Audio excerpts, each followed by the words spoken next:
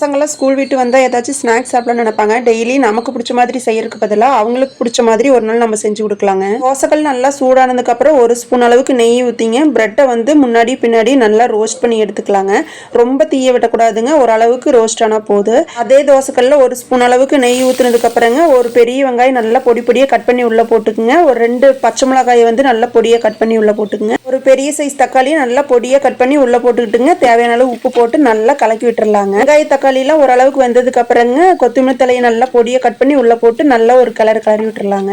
மிளகாயில் இருக்கிற காரமே போதுன்னா நீங்க மசாலா போட வேண்டாங்க, இல்லைன்னா லைட்டா மசாலா போட்டுக்கலாங்க. ரோஸ்ட் பண்ண பிரெட்டையும் வச்சுங்க நம்ம வெங்காயமும் தக்காளி வணக்கணும் இல்லைங்க, அதையும் மேலே வச்சு மேலே ஒரு பிரெட்டை வச்சு சாப்பிட்டா அவ்வளோ டேஸ்டா இருக்குங்க. இந்த டைம் செய்யும் போதுங்க நான் கேரட்டும் உருளைக்கிழங்கு போட்டு செய்யலான் இருக்கிறேன். இது வந்து இப்பதாங்க ஒரு 2-3 டைமா செஞ்சு சாப்பிட்டேங்க, அவ்வளோ டேஸ்டா இருந்ததுங்க. யூஸ் பண்ணியிருந்த பச்சை மிளகாயில காரமே இல்லைங்க, அதனால 2 யூஸ் பண்ணியிருந்தேன். உங்களுக்கு பச்சை மிளகாய் வேண்டாம்னா நீங்க குடமிளகா வாங்கி யூஸ் பண்ணிக்கோங்க. 3 டைமா செஞ்சு சாப்பிட்டேங்க. ஆனால் இந்த டிஷ்ஷுக்கு பேர் என்ன வைக்கிறதா தெரியலைங்க.